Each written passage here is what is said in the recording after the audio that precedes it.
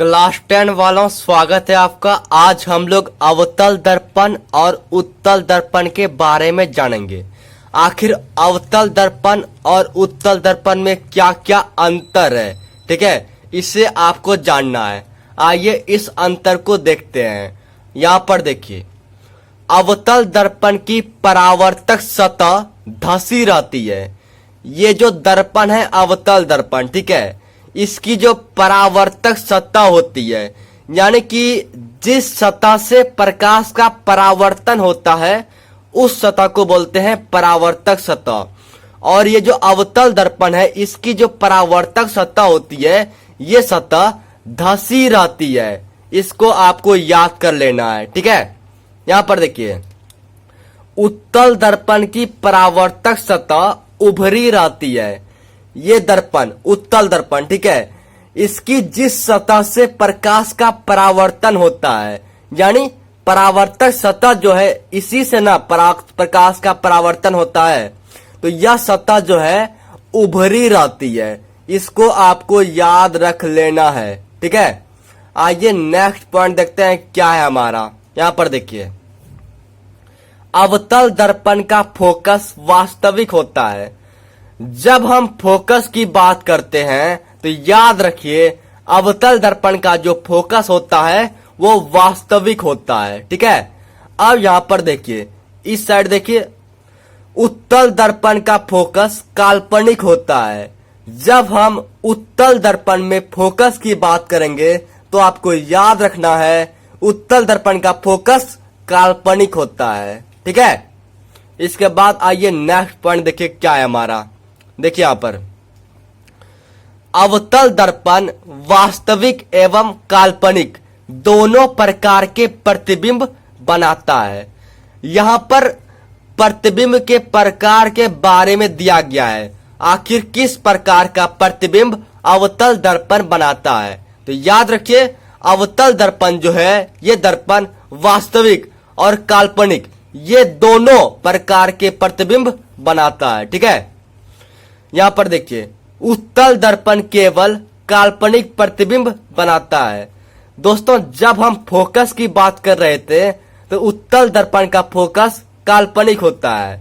जब हम प्रतिबिंब की बात कर रहे हैं तो उत्तल दर्पण जो है ये सिर्फ व सिर्फ यानी कि केवल काल्पनिक प्रतिबिंब बनाता है, ठीक है। आइए नेक्स्ट पॉइंट देखते हैं क्या है हमारा। यहां पर देखिए, अवतल दर्पण से बना प्रतिबिंब वस्तु के आकार से बड़ा या छोटा या बराबर होता है। दोस्तों, इससे पहले हमने क्या पढ़ा? इससे पहले हमने प्रकार के बारे में पढ़ा कि अवतल दर्पण जो है वास्तविक और काल्पनिक ये दोनों प्रकार का प्रतिबिंब बनाता है। अब यहां पर हम आकार के बारे में पढ़ रहे हैं। ये जो अवतल दर्पण है, ठीक है, ये इससे जो प्रतिबिंब बनता है उस प्रतिबिंब का आकार जो है ना बड़ा, छोटा या फिर बराबर होता है। इसको आपको याद कर लेना है, ठीक है। मतलब अच्छे से समझिए, जब आप किसी वस्तु को, ठीक है, सुनिए, जब आप किसी वस्तु को अवतल दर्पण के सामने लाकर रख देते हैं तो उस वस्तु का जो प्रतिबिंब है यानी फोटो जो है उस वस्तु के आकार से बड़ा बन सकता है, छोटा बन सकता है या फिर बराबर बन सकता है, ठीक है। अब आइए इधर देखिए, उत्तल दर्पण से बना प्रतिबिंब वस्तु के आकार से छोटा होता है। देखिए दोस्तों, जब आप किसी वस्तु को उत्तल दर्पण के सामने ले जाके रख देते हैं तो जो प्रतिबिंब बनेगा वो प्रतिबिंब हमेशा वस्तु से छोटा बनेगा। इसको आपको याद करना है, छोटा बनेगा, ठीक है। नेक्स्ट पॉइंट देखिए, इसे अभिसारी दर्पण कहते हैं। उत्तल दर्पण नहीं, अवतल दर्पण, याद रखिए, अवतल दर्पण जो है इससे अभिसारी दर्पण कहते हैं। अच्छे से याद कर लीजिए, अभिसारी दर्पण किसे कहते हैं? अभिसारी दर्पण, तो अवतल दर्पण को, ठीक है। इसे अपसारी दर्पण कहते हैं। याद कर लीजिए, उत्तल दर्पण को अपसारी दर्पण कहते हैं। अच्छे से दिमाग में डाल लीजिए, उत्तल दर्पण जो होता है उसे क्या कहते हैं? अपसारी दर्पण कहते हैं, ठीक है। दोस्तों, ये सारी बातें हैं, ये क्वेश्चन आपके एग्जाम में 3 नंबर या फिर 5 नंबर के लिए पूछे जाते हैं। अगर आपसे एग्जाम में 3 नंबर के लिए पूछे जाए तो यहां से आपको 3 बातें लिख देनी है। सबसे पहले लिखना है अवतल दर्पण और उत्तल दर्पण में निम्नलिखित अंतर है। उसके बाद 3 बातों को लिख देना है। अगर आपके एग्जाम में 5 नंबर के लिए पूछे तो आपको 5 बातें लिखना है। दोस्तों एक बार फिर से आप इन सब बातों को रिवाइज कर लीजिए। यहाँ पर देखिए, सबसे पहले हम सतह की बात करेंगे। अवतल दर्पण का जो सतह होता है वह सतह धंसी रहती है। उत्तल दर्पण का जो सतह होता है वह सतह उभरी रहती है। ठीक है, इसको आप याद रखिए। इसके बाद फोकस की बात करते हैं। देखिए, अवतल दर्पण का जो फोकस है वो क्या होता है? वास्तविक होता है। और उत्तल दर्पण का जो फोकस है वो क्या होता है? काल्पनिक होता है। ठीक है, 2 बातों को आप दिमाग में डाल लिए। अब तीसरी बातों को देखिए, अच्छे से यहां पर देखिए।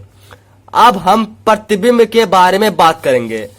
अवतल दर्पण द्वारा बनाया गया प्रतिबिंब वास्तविक और काल्पनिक ये दोनों प्रकार का होता है। ठीक है, लेकिन जब हम उत्तल दर्पण की बात करेंगे तो उत्तल दर्पण के द्वारा बनाया गया प्रतिबिंब हमेशा काल्पनिक होता है। इसको आपको याद कर लेना है, हमेशा काल्पनिक होता है।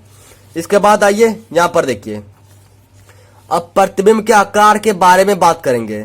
अवतल दर्पण जो है ना, ये छोटा, बड़ा या फिर बराबर प्रतिबिंब बनाता है। यानी कि अवतल दर्पण के सामने जब किसी वस्तु को हम ले जाएंगे तो वस्तु का प्रतिबिंब वस्तु के आकार से छोटा बन सकता है, बड़ा बन सकता है या फिर बराबर बन सकता है।